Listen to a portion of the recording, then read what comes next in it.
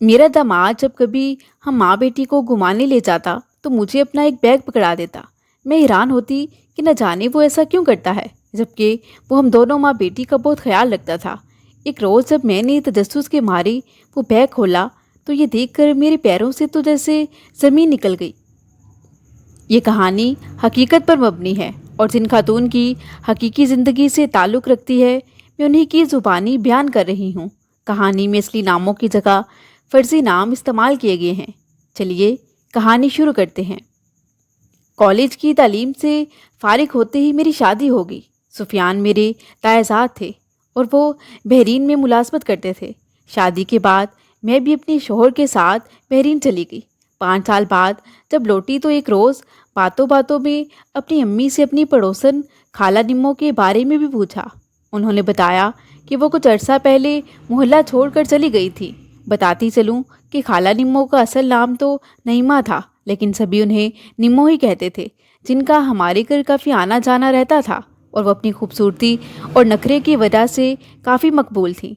खैर, वालिदा ने मुख्तसर बता दिया कि उन लोगों ने कहीं और रिहाइश इख्तियार कर ली है और अब यहाँ से जा चुके हैं। मैंने भी ज़्यादा तफसील न पूछी कि क्यों गए, कब गए और अब कहाँ रहते हैं। सोचा फिर कभी पूछ लूँगी। मुझे बहरीन से आए 2 हफ्ते हुए थे। एक रोज़ अपनी बहन के साथ बाजार से कुछ खरीदारी करके लौटी तो दूर से देखा कि एक औरत अम्मी के पास बैठी है। वो मुझे काफ़ी जानी पहचानी लगी।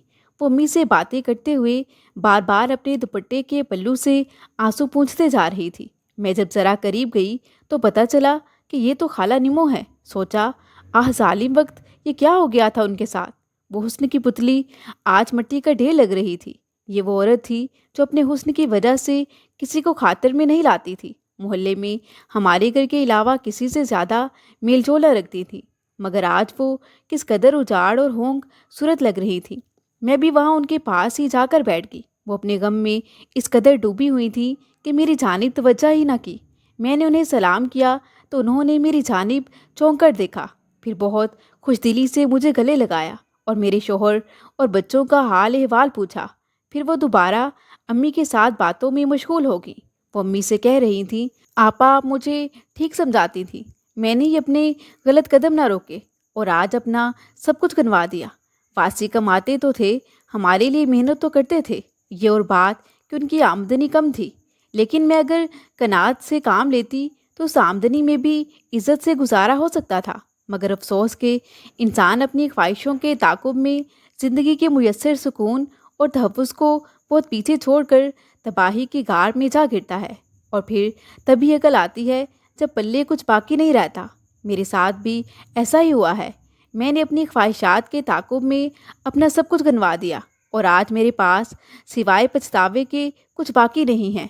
वासी के साथ मैं कितनी महफूज थी, मगर फिर भी हमेशा खुद को गैर महफूज समझती रही थी। हर वक्त इसी एहसास में सुलगती रहती थी कि ये एक मज़दूर हैं, मिस्त्री हैं, उनकी आमदनी इतनी कम है। सोचती काश उन्होंने कोई और काम किया होता तो हो सकता है हमारे हालात कुछ बेहतर होते। मैट्रिक पास करके भी उन्हें करने को मजदूरी ही मिली थी। आज सोचती हूँ वो मिस्त्री थे तो क्या हुआ, मेरे मुहाफिज तो थे, मगर तब अकल ही कहाँ थी। जब कभी उन्हें तमीर का काम न मिलता था तो वो तब भी सीमेंट की बोरियां ढोते ताकि दिहाड़ी ज़ाया ना हो और वो कुछ ना कुछ कमा कर ही घर जाएं। सारे दिन की मुशक्क़त के बाद जब घर लौट कर आते तो कमर अकड़ जाती। तब सो ना पाते तो मुझसे कहते कि तेल गरम करके मेरी कमर पर लगा दो, मैं दर्द से करवट नहीं ले पा रहा। और मैं बजाय उनसे हमदर्दी करने के आगे से कहती, हाय मेरा नसीब, तू जो थोड़े से पैसे लाए हो इससे तो कल की दाल सब्ज़ी और घी भी मुश्किल से आएगा। मैं क्या सारी ज़िंदगी अपनी ख्वाहिशात को तरसती ही रहूँगी। यही सोचकर रोज़ खुद को तसल्ली देती हूँ कि शायद हमारे भी हालात सुधर जाएं। मगर मुझे लगता है मेरे नसीब में तुम्हारे साथ बस ये तंगी ही लिखी है। अल्लाह ने मुझे इतनी अच्छी सूरत दी है, मगर हम अच्छा खाने और पहनने को तरस गए हैं। काश तुम कोई और काम कर लेते या अपने इस घर को आधा दुकान में बदल कर दुकानदारी ही कर लेते तो शायद 4 पैसे ज़्यादा कमा लेते। वो मेरी जली कटी बातें सुनकर कहते, अच्छा ना लगाओ तेल, मैं ऐसे ही सो जाऊँगा। आपा, बेशक इंसान को हर हाल में शुक्र अदा करना चाहिए, मगर मैंने कभी शुक्र ना किया کہ وہ جیسے بھی جتنی بھی مشقت کرتے ہیں ہمارے لیے ہی کرتے ہیں۔ ہمیں تو 2 وقت کی روٹی پوری کھلاتے ہیں۔ ہم کبھی بھوکے تو نہیں سوئے تھے، لیکن وائے بندے کی ناشکری فطرت کہ ایک شے میسر آ جائے تو دوسری کے لیے تڑپنے لگتا ہے۔ میں بھی دوسری عورتوں کے فاخرانہ لباس، فیشن اور گاڑی بنگلے دیکھ کر تڑپنے لگتی تھی کہ شکلیں تو مجھ سے اچھی نہیں ہیں، لیکن ان کے نصیب کتنے اچھے ہیں۔ کاش میری شادی بھی واسق جیسے معمولی مستری کی بجائے کسی پیسے والے سے ہوئی ہوتی تو میں اور میری بیٹی بھی عیش کی زندگی بسر کر رہے ہوتے۔ پھر سوچتی میری زندگی تو جیسی تیسی گزر گئی تھی، مگر اب مجھے اپنی نہیں بلکہ اپنی بیٹی سائرہ کی فکر کرنی چاہیے۔ مجھے ارمان تھا کہ میری بچی کسی امیر گھر بیاہی جائے، کم از کم وہی عیش و عشرت کی زندگی بسر کر سکے۔ سوچتی میں جن خواہشات کو ساری زندگی ترستی رہی وہ ان کے لیے نہ ترسے۔ میرے پلو میں تو میری کم نصیبی نے دھول مٹی ہی باندھی تھی۔ خالہ نمو کی یہ نا سمجھ میں آنے والی باتیں سن کر اب مجھے بے چینی ہو رہی تھی کہ نمو خالہ اس فضول تمہید سے ہٹ کر اصل بات کی طرف آ جائیں کہ آخر ان کے ساتھ ایسا کیا ہوا تھا جو وہ اتنی پریشان حال آئی تھی۔ تبھی امی نے ان سے کہا، نمو بتاؤ تو صحیح، آخر ہوا کیا ہے؟ تم تو ایسے یہاں سے گئیں کہ پھر ایک بار بھی ہم سے ملنے نہیں آئیں۔ وہ کہنے لگی، آپا کیا کرتی، بس مجبور تھی۔ آپ کو ایک روز بتایا تھا نا کہ ایک امیر آدمی نے بازار سے واپس کر آتے ہوئے مجھے گاڑی میں لفٹ دی تھی۔ جب میں نے آ کر آپ کو بتایا تھا تو آپ نے مجھے منع بھی کیا تھا کہ ایسا ٹھیک نہیں ہے اور آئندہ احتیاط کرنا اور غلطی سے بھی کسی سے لفٹ مت لینا۔ لیکن سچ کہوں تو میں نے آپ کی بات پر تب کان ہی نہ دھرے تھے۔ امی کچھ سوچتے ہوئے کہنے لگی، مجھے کچھ یاد نہیں ہے، جب سے فالج کا اٹیک ہوا ہے یادداشت روز بروز کمزور ہوتی جا رہی ہے، مجھے نہیں یاد اب کچھ بھی۔ مگر خالہ نمو کہنے لگی، ایک روز میں گھر کے لیے کچھ ضروری سامان لینے نکلی تھی، خریداری میں مجھے خیال ہی نہ رہا کہ کچھ رقم کرائے کے لیے بھی بچا لوں۔ جب آخری دکان سے خریداری کر کے باہر آئی تو دیکھا کہ پرس خالی ہو چکا تھا۔ کافی پریشان ہوئی اور سوچنے لگی کہ اب گھر کیسے جاؤں گی۔ اتنی گرمی میں گھر تک پیدل جانا بھی محال تھا۔ آپ کو تو پتہ ہی کہ بازار یہاں سے پاس نہیں ہے۔ تبھی میں سڑک کے کنارے کھڑی کبھی ادھر کبھی ادھر دیکھ رہی تھی، اس فکر میں تھی کہ کوئی رکشہ روکوں اور گھر تک پہنچوں اور اتر کر کرایہ آپ سے لے کر دے دوں گی۔ انہی سوچوں میں تھی کہ تبھی ایک گاڑی میرے پاس آ کر رکی اور ایک شاندار شخصیت کے مالک شخص نے ونڈو سے سر نکال کر سوال کیا، کیا آپ کو سواری نہیں مل رہی؟ میں تیز دھوپ میں آپ کو کھڑے دیکھ رہا ہوں۔ میں اس کی بات سن کر ہچکچائی تو وہ کہنے لگا، اتنا مت سوچئے، میں ایک شریف آدمی ہوں، اتنی دھوپ میں آخر آپ کب تک کھڑی رہیں گی؟ تبھی میں نے ہمت کر کے کہہ دیا کہ دراصل سواری نہیں مل رہی، تبھی کھڑی ہوں۔ میری بات سن کر وہ گاڑی سے اترا اور پھر اپنی گاڑی کی اگلی سیٹ کا دروازہ کھول دیا اور کہنے لگا، پلیز بیٹھ جائیے اور ادھر لائیے یہ سامان، مجھے دے دیجیے۔ اس نے شاپر میرے ہاتھ سے لے کر پچھلی سیٹس پر رکھ دیے۔ میں بھی کچھ سوچتے ہوئے اس کی گاڑی میں بیٹھ گئی۔ کار کا AC آن تھا۔ اتنی گرمی میں میرا جسم جو دھوپ کی شدت سے تمتما رہا تھا، ٹھنڈک کا احساس اس کے لیے سامانِ راحت بن گیا۔ مجھے اب سفر میں مزہ آنے لگا۔ تبھی سوچا، اصل زندگی تو یہ ہے، ہماری بھی کیا زندگی ہے، بس پیدل دھوپ میں چلنا اور چلنا۔ اس وقت بھی یہ خیال نہ آیا کہ میرا شوہر بیچارہ ہماری خاطر اس تپتی دھوپ میں ریت اور بجری سے گھروں کی تعمیر کرتا ہے۔ جب میں گھر کے دروازے پر اتری تو اخلاقاً اس کو کہا، اندر آ کر کچھ ٹھنڈا پانی پی لیں۔ میں نے اخلاقاً کہا تھا، لیکن وہ واقعی گاڑی لاک کر کے ادھر آیا اور میرے ساتھ گھر میں داخل ہو گیا۔ واسق اس وقت کام پر گئے ہوئے تھے، گھر پر سائرہ ہی موجود تھی۔ میں نے اس شخص کو ایک کرسی پر احترام سے بٹھایا اور سائرہ سے کہا کہ مہمان کے لیے ٹھنڈا پانی لاؤ۔ وہ کہنے لگی، امی گھر میں برف تو ہے نہیں، ٹھنڈا پانی نہیں ہے۔ مہمان نے سائرہ سے کہا، کوئی بات نہیں، جیسا بھی پانی ہے لے آؤ۔ میں ٹھنڈا پانی نہیں پیتا، مجھے نارمل پانی ہی پسند ہے۔ اس نے تو شاید ہماری غربت کی لاج رکھنے کو ایسا کہا تھا۔ سائرہ جگ بھر کر پانی لے آئی۔ اس نے ایک گلاس پانی پیا اور پھر چلنے کو ہوا۔ چلتے وقت اس نے اپنی جیب سے ایک کارڈ نکال کر دیا اور کہنے لگا، اس پر میرا نام اور پتہ درج ہے، اگر آپ لوگوں کو کبھی کوئی کام پڑ جائے تو فون کر لینا۔ وہ یہ کہہ کر چلا گیا۔ خالہ نمو میری امی سے کہنے لگی، آپا وہ مجھے بہت مہذب اور با اخلاق انسان لگا۔ آپ سے بھی میں نے ایک بار ذکر کیا تھا تو آپ نے کہا تھا، نمو تو نے ایک انجان آدمی کو گھر کے اندر بلا کر غلطی کی ہے، ऐसे किसी अनजान शख्स को घर नहीं बुला लेते। अमीर आदमी था तो क्या हुआ, जवान बेटी के होते जब शोहर भी घर मौजूद ना हो, एक अनजान को घर बुलाना बिल्कुल अच्छी बात नहीं है। लेकिन मुझे तो बस उस वक्त किसी अमीर आदमी से जान पहचान बनाना अच्छा लगा था। मैंने सोचा था ऐसे लोगों से जान पहचान होगी तो ही मेरी सायरा की किसी अमीर घर में शादी हो सकेगी, वरना तो एक मिस्त्री की बेटी को भला कैसे किसी खुशहाल घर ब्याह पाऊंगी। सोचती थी ऐसे ही मेहरबान लोग हम गरीब घरानों की बेटियों के लिए अच्छे रिश्तों का वसीला बनते हैं। आपा, आपके मना करने के बावजूद मैंने उस शख्स से रब्ता किया। उसका फ़ोन नंबर उस कार्ड पर लिखा था। हमारे घर तो फ़ोन नहीं था, सिर्फ वासी के पास था, और मैं उनके मोबाइल से उस शख्स से रब्ता नहीं रखना चाहती थी, लिहाजा उसे नज़दीकी पीसीओ से जाकर फ़ोन करती थी। यूं ही हमारी दुआ सलाम का सिलसिला बढ़ा। बातों बातों में एक दिन मैंने ज़ुबैर साहिब से अपना मुद्दा बयान कर ही दिया कि मुझे अपनी बेटी के लिए किसी खाते पीते घराने का रिश्ता चाहिए। अगर आप अपने किसी शरीफ जानने वालों में मेरी सायरा का रिश्ता करवा दें तो मैं उम्र भर आपको दुआएं दूंगी। मेरी बात सुनकर वो कहने लगे, ज़रूर, ये तो नेकी का काम है, मैं ज़रूर कोशिश करूँगा। आपकी बच्ची बहुत अच्छी शक्ल सूरत की है, उसका रिश्ता होने में देर नहीं लगेगी। फिर वो कहने लगा, आप ऐसा करो कि किसी रोज़ मेरे ऑफिस आ जाओ तो तफसीली बात कर लेते हैं। मैंने हामी भर ली। उसने मुझे पता समझा दिया और एक रोज़ मैं बासी के काम पर जाने के बाद उसके ऑफिस चली गई। उसने मेरी खूब आवभगत की। सारी तफसील जानने के बाद मुझे एक रिश्ते का बताया और कहने लगा कि रिश्ता बहुत अच्छा है, बहुत अमीर कबीर आदमी है, बैरूने मुल्क तक उसका कारोबार है, पहली बीवी वफात पा चुकी है और कोई औलाद नहीं है। अब वो साहब दूसरी शादी किसी खूबसूरत और शरीफ घराने की लड़की से करने के ख्वाहिशमंद हैं। उनका कहना है कि लड़की बेशक गरीब घराने से हो लेकिन नेक लोग हों। मुझे बस लड़की की शराफत अजीज़ है। फिर वो मुझसे कहने लगा, मेरे ख्याल में तो आपकी बेटी के लिए रिश्ता मुनासिब रहेगा।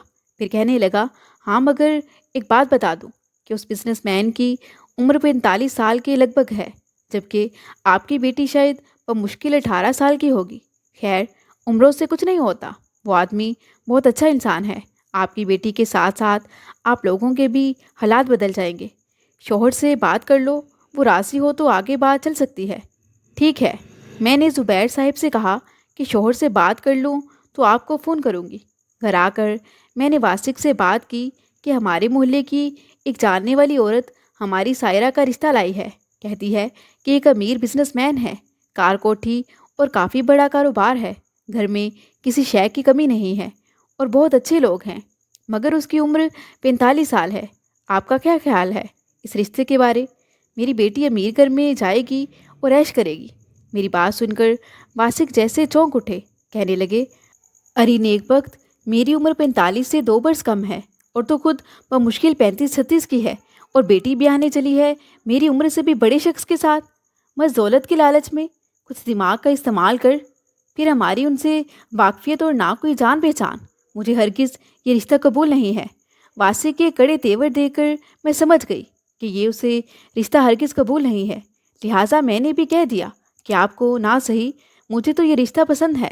मैंने तब वासी को ये तनकर कहा था, मगर चाहती थी कि वो भी रजामंद हो जाएं और दोनों खुशी खुशी बेटी को रुखसत करें।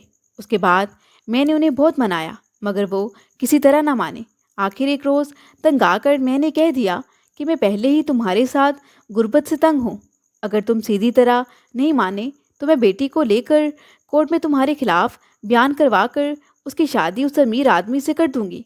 सोचो भला तब तुम्हारी क्या इज्जत रह जाएगी। वासिक बेचारे मेरे इस रोज़ रोज़ के झगड़े से परेशान रहने लगे थे। वो मेरी इस धमकी से डर गए। वो बेचारे तो शायद पहले ही दिल के मरीज़ थे, मगर कभी अपना चेकअप न करवाया तो हमें मालूम ही ना था। अगले रोज़ जब किसी बंगले की छत पड़नी थी और वो देकर मजदूरों के साथ शटर पर चढ़े थे, उन्होंने वही दिल में दर्द महसूस किया। सख्त गर्मी थी, पसीना बहने लगा, मगर तकलीफ़ की परवाह न की। सूरज की तपश और फिर दिल का दौरा पड़ा और तट से ऊपर से गिरे और ज़मीन पर आ रहे नीचे भी बजरी और ईंटों के टुकड़े थे, जिनसे सर पर चोट लगी और बेसुध हो गए। ठेकेदार ने मजदूरों के साथ मिलकर उन्हें सरकारी हस्पताल पहुंचाया, लेकिन हस्पताल वालों ने इंकशाफ किया कि उनकी रूह तो पहले ही परवास कर चुकी है। یوں وہ زندہ گھر واپس نہ آئے۔ مجھے جہاں ان کی وفات کا صدمہ تھا، وہاں یہ خوشی بھی ہوئی کہ وہ کانٹا نکل گیا جو ہماری غربت کو امیری میں بدلنے کی راہ میں رکاوٹ تھا۔ اب میں اپنی بیٹی کی شادی زبیر کے ذریعے ایک امیر آدمی سے کروا سکتی تھی۔ واسع کی وفات کے 2 ماہ بعد ہی میں نے گھر بیچا اور زبیر صاحب کے بنگلے چلی گئی۔ ان کا کہنا تھا کہ اگر ہم لوگ پرانے گھر میں ہی رہائش پذیر رہے تو کوئی خوشحال گھرانہ آپ کی بیٹی کو بیاہنے وہاں نہیں جائے گا۔ یوں انہوں نے اپنی کوٹھی کا ایک حصہ رہنے کے لیے ہم ماں بیٹی کو پیش کر دیا۔ میں یہاں آ کر اور یہاں کی عیش و یاش دیکھ کر بہت خوش تھی۔ زبیر صاحب نے اپنے ارد گرد رہنے والوں میں یہی ظاہر کیا تھا کہ ہم ان کے رشتہ دار ہیں۔ اب مجھے انتظار تھا کہ کب یہ میری بیٹی کی شادی کسی امیر گھر میں کرواتے ہیں۔ وہ میری والدہ سے کہنے لگی کہ آپا آپ سے بھی اسی وجہ سے ملنے نہ آئی کہ پرانے محلے داروں سے کوئی واسطہ اور تعلق کسی پر ظاہر نہ کرنا چاہتی تھی تاکہ ہمارے مفلسی برے ماضی کا کسی کو علم نہ ہو سکے۔ آپ جانتی ہیں کہ حسن میں تو میری سائرہ لاکھوں میں ایک تھی، بس غریبی کا توق آڑے آ رہا تھا اور میں اس توق کو اتار پھینکنا چاہتی تھی۔ خالہ نیمو کی یہ بات بالکل صحیح تھی، واقعی سائرہ ماں سے بھی بڑھ کر حسین تھی۔ پھر وہ میری والدہ سے کہنے لگی لیکن یہ بھی سچ ہے آپا کہ خدا انسان کے نصیب اس کی صورت دیکھ کر نہیں لکھتا، لہٰذا ایسی باتیں آدمی کو زیب نہیں دیتی جو اس کے اختیار میں نہ ہوں۔ اپنی حیثیت سے بڑھ کر چھلانگے لگانے والے ضرور چوٹ کھاتے ہیں۔ مجھے بھی زبیر کی شکل و صورت اور دولت نے مروب کر دیا، اسی کو اپنا سچا غم گسار سمجھنے لگی۔ چند ہفتے ہمارے وہاں پرسکون گزرے۔ زبیر نے مجھ سے بچی کی شادی کا ذکر بھی نہ کیا کہ میری عدت کا عرصہ تھا۔ جب یہ عرصہ ختم ہوا تب ایک روز زبیر نے مجھ سے کہا، نعیمہ بی بی، جس شخص سے تمہاری بیٹی کا رشتہ ہونا ہے فی الحال وہ یہاں آنے سے قاصر ہے، کیونکہ وہ نیشنلٹی کا عرصہ پورا ہونے کے بعد ہی وطن آئے گا، اس لیے آپ کو وہاں جانا ہوگا۔ میں نے حیران ہوتے ہوئے پوچھا، کہاں جانا ہوگا؟ وہ کہنے لگا، بیرون ملک۔ مگر تم بے فکر رہو، جب مجھ پر اعتبار کیا ہے تو پریشانی کی بات نہیں، بس آپ لوگ تیاری کرو، ہم آج کل میں کچھ دنوں کے لیے بیرون ملک جائیں گے۔ آپا میری عقل پر تو جیسے پردہ پڑ گیا تھا، اس چاہ میں کہ بیٹی اچھی زندگی بسر کرے گی تو میں بھی آگے عیش و آرام سے اس کے ساتھ رہ لوں گی۔ ہم ماں بیٹی تیار ہوگی۔ جب زبیر مجھے اور سائرہ کو لے کر جرمنی جانے لگا تو راستے میں ایک بیگ مجھے پکڑا دیا۔ جرمنی ایئرپورٹ پر وہ بیگ اس کے ایک دوست نے آ کر ہم سے لے لیا۔ تب مجھے احساس ہوا کہ اس نے ایسا کیوں کیا۔ کیا خبر اس بیگ میں کیا تھا کہ اس نے خود ہم سے دوری اختیار کر لی۔ کچھ روز ہم وہی ہوٹل میں رہے اور اس دوران زبیر ہم سے یہی کہتا رہا کہ وہ شخص آج کل کسی کام میں مصروف ہے، اسی لیے ابھی نہیں آ پا رہا۔ ہم لوگ بھی وہاں گھوم پھر کر دن گزارنے لگے کہ پہلی بار کسی دوسرے ملک آئے تھے اور یہ دنیا تو ہمیں کوئی اور ہی دنیا لگ رہی تھی۔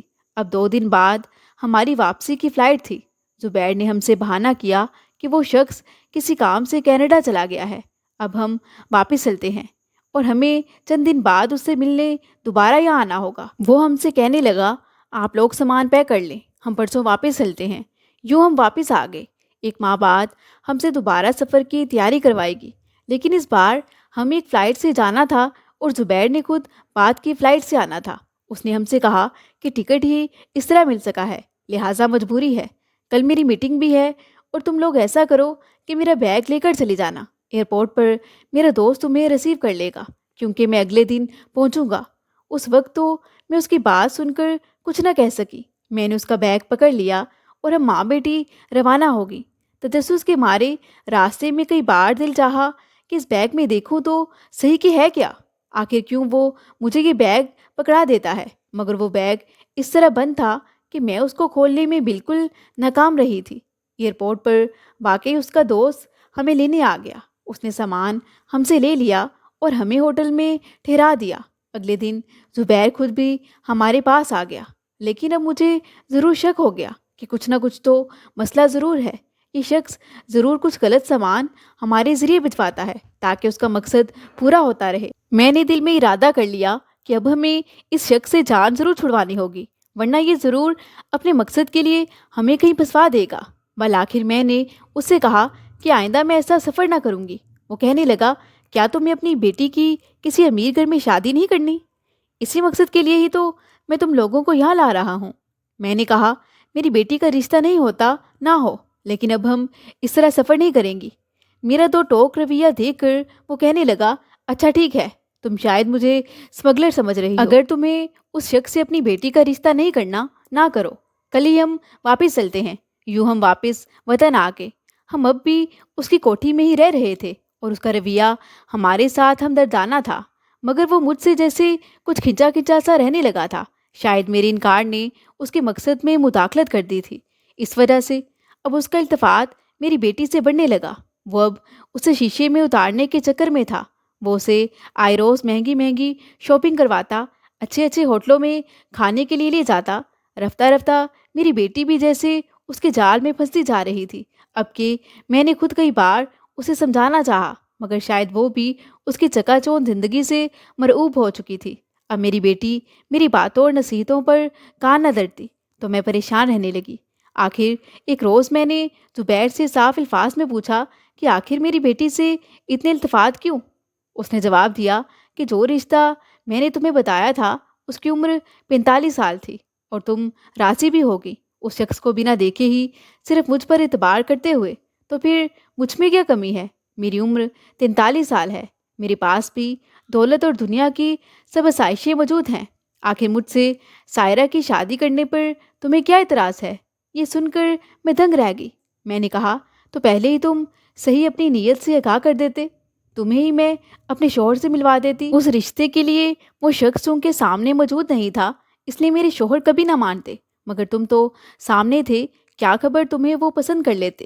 میری بات سن کر وہ کہنے لگا، اب یہ کہانیاں مت بناؤ، اپنی بیٹی کا رشتہ مجھ سے کر دو اور اپنا بھی مستقبل محفوظ کر لو۔ میں نے کہا، پہلے میں تمہاری اصلیت نہیں جانتی تھی، مگر اب جان چکی ہوں۔ میری بیٹی معصوم اور بولی بالی ہے، اور مجھے یقین ہو گیا ہے کہ تم اسے شادی صرف اسی وجہ سے کر رہے ہو کہ اس سے اپنا سامان سمگل کراؤ گے۔ کسی دن میری بچی بھی دھڑ لی جائے گی۔ وہ کہنے لگا، ارے بی بی، تمہیں کوئی غلط فہمی ہوئی ہے۔ وہ ہنستے ہوئے کہنے لگا، جانے کیسی باتیں سوچتی رہتی ہو تم نعیمہ بی بی۔